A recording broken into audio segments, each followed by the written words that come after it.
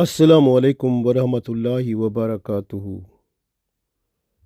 हम सूरह निसा की आयत नंबर 36 की वजाहत कर रहे थे।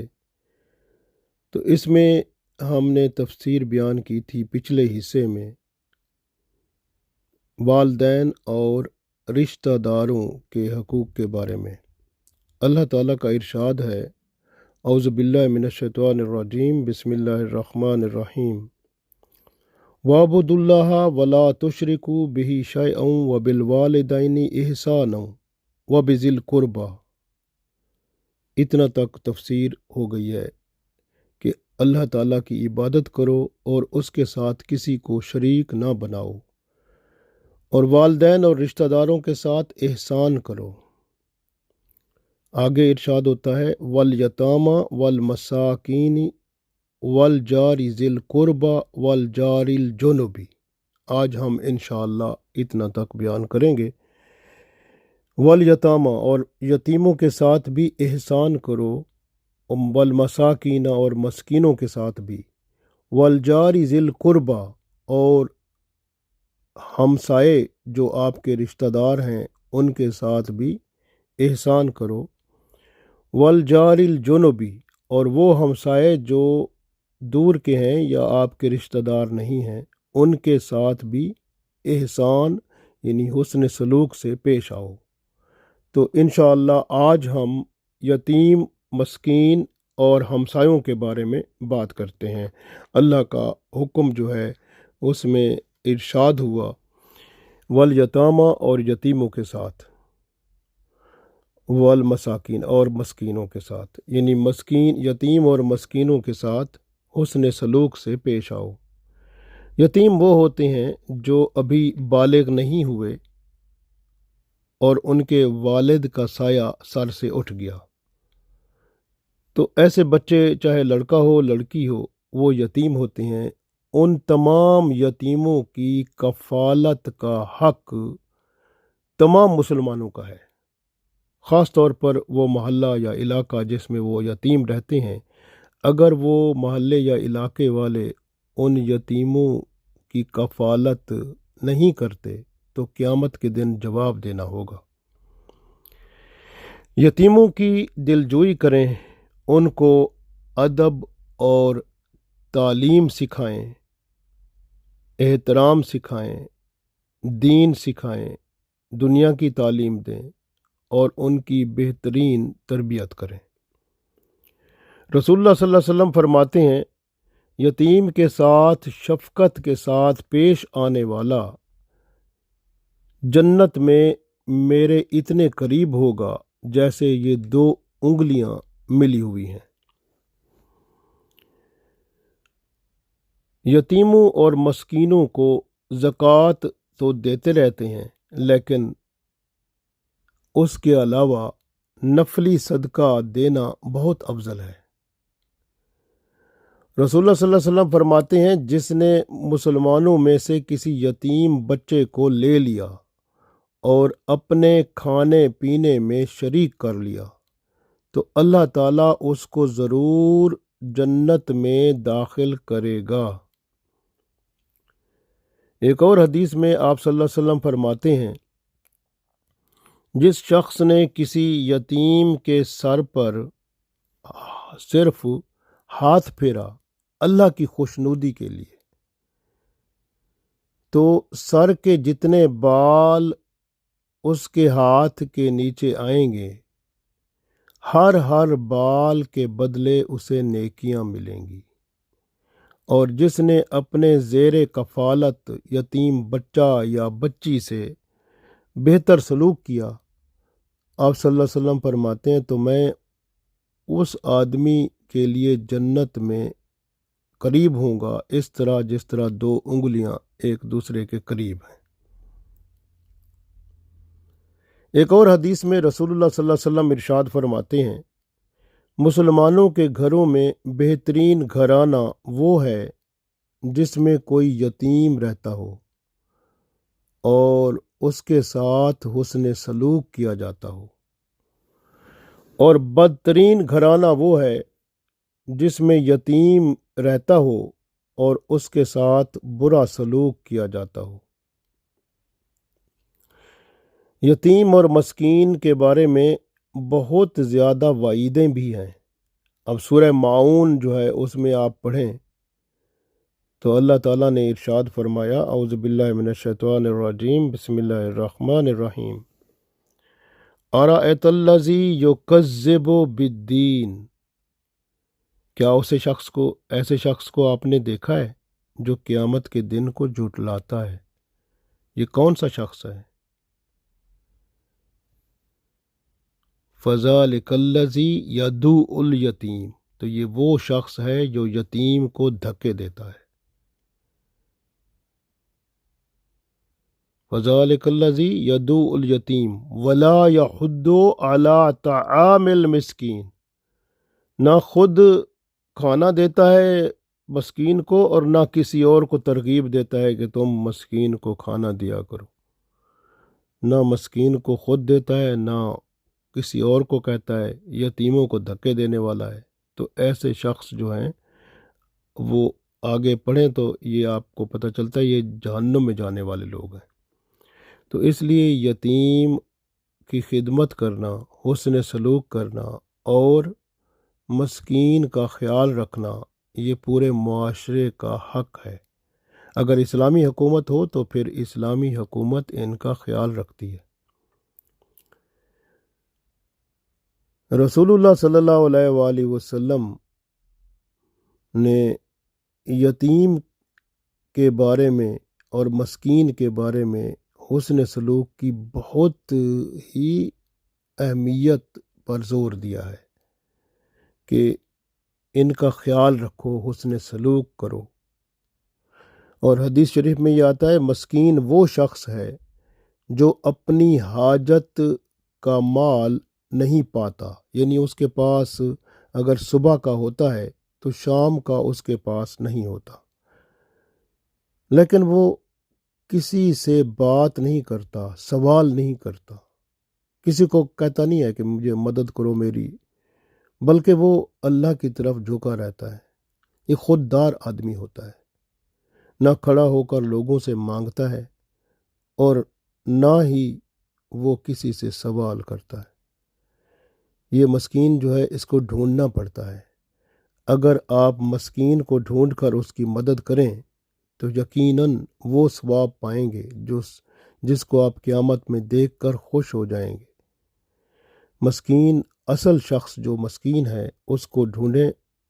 یہ ایسے لوگ ہوتے ہیں جو ظاہری طور پر تو امیر جیسے نظر آتے ہیں، اندر جو ہیں وہ غریب ہوتے ہیں، یعنی مسکین ہوتے ہیں، تو ایسے بھی ہوتے ہیں، تو ان کو ڈھونڈنا ضروری ہوتا ہے۔ جو مانگنے والا ہوتا ہے وہ تو ایک اوپن بندہ ہے نا، وہ کھلا بندہ ہے، سب کے سامنے ہے کہ بھئی پتہ ہے اس کو، وہ تو مانگ رہا ہے۔ مانگنے والوں کو نہ جھڑکو بلکہ اس کو دیتے رہا کرو، جس طرح سورہ دہا میں آیا ہے، وَأَمَّا السَّائِلَ فَلَا تَنْهَرْ، اور سوال کرنے والے کو مت جھڑکو۔ تو سوال کرنے والے کو مت جھڑکو، اگر آپ اس کو کچھ نہیں دینا چاہتے تو ادب سے، آرام سے اس کو رخصت کر دو۔ اگر آپ کے پاس ہے تو دے دو۔ بہتر ہوتا ہے کہ آپ جتنا اللہ نے توفیق دی ہے آپ اس کا ہاتھ خالی نہ جانے دو، بلکہ کچھ نہ کچھ دے دو۔ یہ بہت اچھی بات ہے۔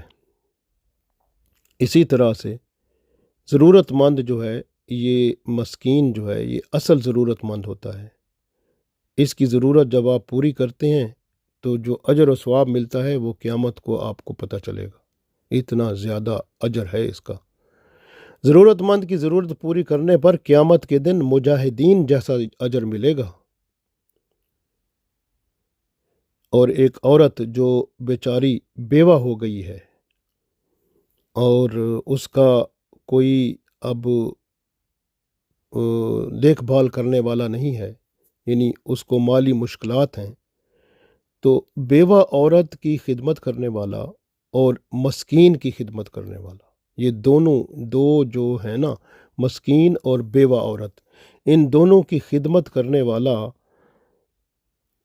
قیامت کے دن وہ بہت بڑا اجر پائے گا۔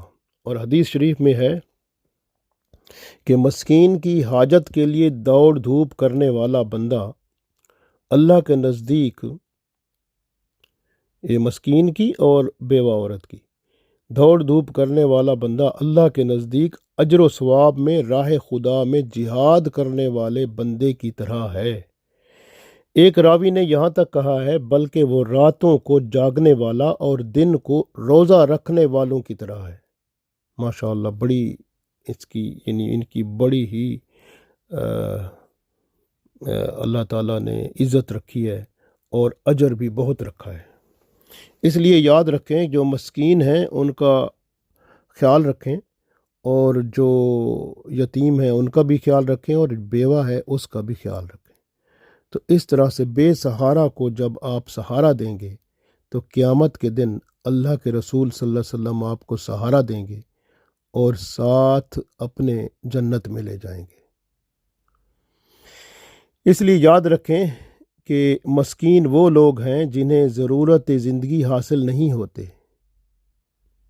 حکم الہی ہے کہ ان کو ضروریات زندگی مہیا کرو، ان کا فقر و فاقہ دور کرو، اور لوگوں کو بھی اس کی ترغیب دو، کیونکہ اللہ تعالیٰ قیامت کے دن یہ بھی پوچھے گا کہ میں بھوکا تھا، آپ نے مجھے کھانا نہیں کھلایا، تو وہ کہیں گے یا اللہ آپ تو کھانے سے پاک ہیں۔ اللہ تعالیٰ فرمائے گا میرا فلاں شخص بھوکا تھا، تو وہ مسکین تھا، بات نہیں کر سکتا تھا، لیکن آپ کو چاہیے تھا کہ آپ پتہ کرتے۔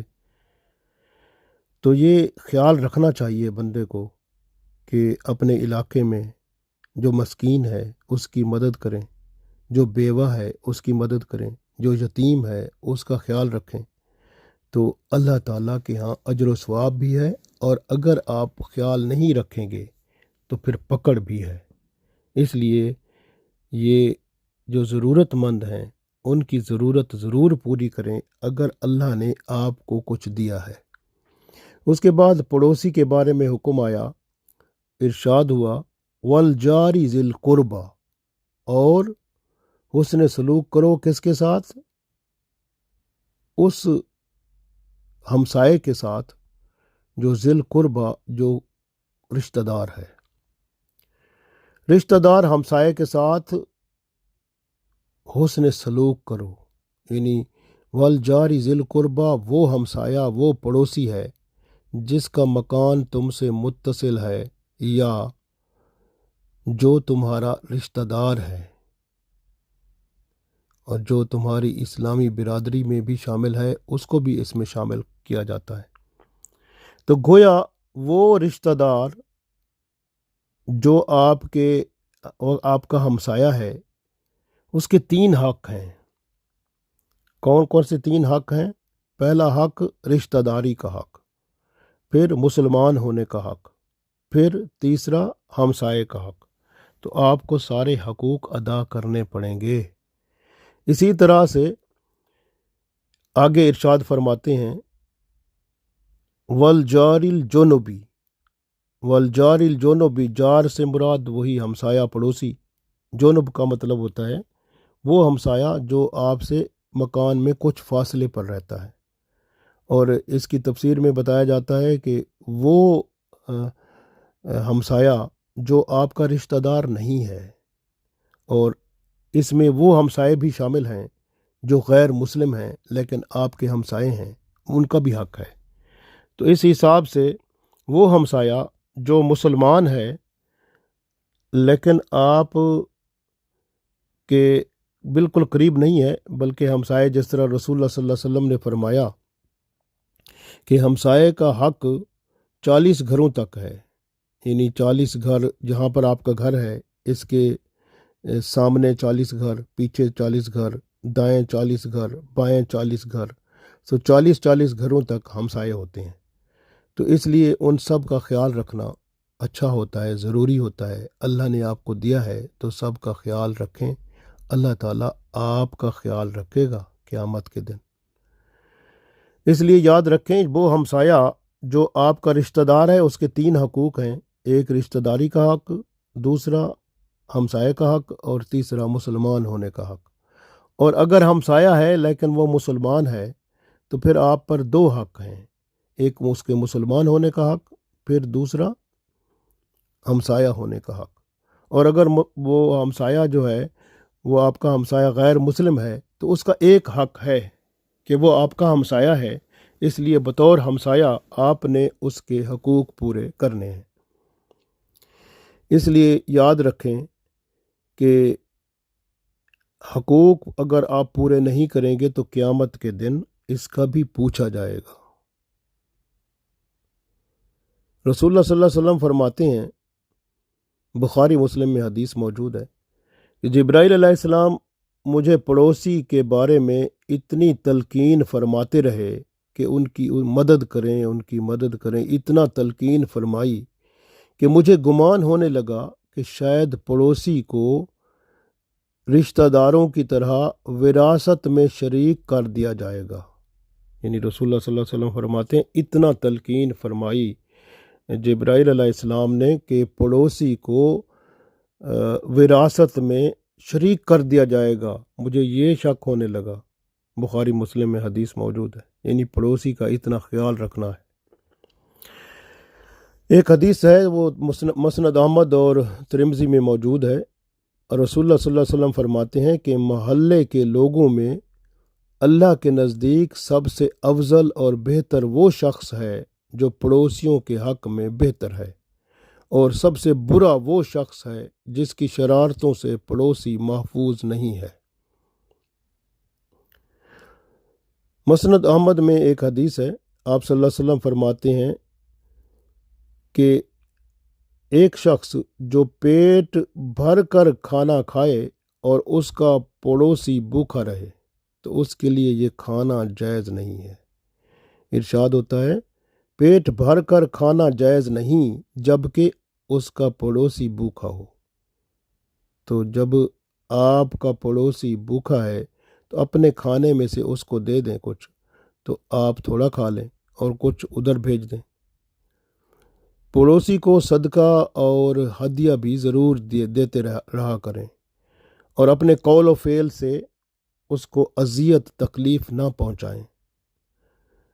حدیث شریف میں آتا ہے، مسند احمد میں حدیث موجود ہے کہ ہمسایہ جو عورت ہوتی ہے، یعنی پڑوسن جو ہوتی ہے، پڑوسی عورت، اس کے ساتھ زنا کرنا غیر ہمسایہ عورت کے ساتھ زنا کرنے سے 10 گنا زیادہ گناہ ہے۔ یعنی یہاں پر ارشاد ہوا کہ ہمسایہ عورت سے زنا کرنا غیر ہمسایہ کی 10 عورتوں کے ساتھ زنا کرنے سے بھی بدتر ہے۔ یہ حدیث کے الفاظ ہیں، یعنی اتنا زیادہ ہمسایہ کا حق ہے کہ آپ اس کا خیال رکھیں۔ اور اسی حدیث میں آگے آتا ہے کہ ہمسایہ کے گھر میں چوری کرنا 10 گھروں میں چوری کرنے سے بھی بدتر ہے۔ تو اتنا خیال رکھا جاتا ہے ہمسایہ کا۔ حضرت ابو ذر رضی اللہ تعالیٰ عنہ راوی ہیں، ایک اور حدیث ہے مسلم شریف میں، آپ صلی اللہ علیہ وسلم فرماتے ہیں جب آپ سالن پکاؤ تو ہمسایہ کا خیال رکھو، ذرا پانی زیادہ ڈال کر شوربہ بڑھا دو تاکہ ہمسایہ کے گھر کچھ کھانا بھیج سکو۔ رسول اللہ صلی اللہ علیہ وسلم فرماتے ہیں کہ ہمسایہ کا حق 40 گھروں تک ہے، جس کی شرارت سے اس کے ہمسائے امن و سکون میں نہیں، وہ جنت میں نہیں جائے گا، یعنی وہ جنت میں داخل نہیں ہوگا۔ اور ایک حدیث میں آپ صلی اللہ علیہ وآلہ وسلم فرماتے ہیں، پوچھا گیا کہ ایک پڑوسی کا مجھ پر کیا حق ہے؟ آپ صلی اللہ علیہ وسلم فرماتے ہیں اگر بیمار ہو تو اس کی عیادت کرو، اگر مر جائے تو اس کے جنازے میں شریک ہو جاؤ، اگر وہ تم سے قرض مانگے تو اسے قرض دو، اگر وہ بدحال ہو تو اس کو ننگا نہ کرو، یعنی اس کی کوئی عیب آپ کو پتہ چلتے ہیں تو چھپا لو، یعنی اپنے ہمسائے کے عیب جو ہیں وہ دوسروں کو آپ نہ بتاؤ بلکہ چھپا لو، اس کی ستر پوشی کرو۔ اگر اسے کوئی اچھائی پہنچے تو اس کو مبارکباد دو، اگر اسے کوئی مصیبت پہنچے تو اس کی تعزیت کرو۔ اپنے گھر کی عمارت اس کے گھر سے بلند نہ کرو کہ اس کی ہوا رک جائے، یعنی ایسا نہ ہو کہ آپ کی دیوار بڑی ہو جائے اونچی ہو جائے اور اس کی ہوا رک جائے تو یہ بھی قیامت کے دن پوچھا جائے گا۔ اس لیے پڑوسی کا خیال رکھنا بہت ضروری ہے۔ اللہ تعالی ہمیں توفیق دے کہ ہم یتیموں کا بھی خیال رکھیں، مسکینوں کا بھی خیال رکھیں، بیواؤں کا بھی خیال رکھیں، پڑوسیوں کا بھی خیال رکھیں، اور اپنے حقوق اللہ اور حقوق العباد جو ہم پر ہیں پوری طرح ادا کر کے اللہ اور اس کے رسول صلی اللہ علیہ وسلم کے ہاں سرخرو ہوں۔ اللہ تعالی ہم سب کو توفیق دے، آمین۔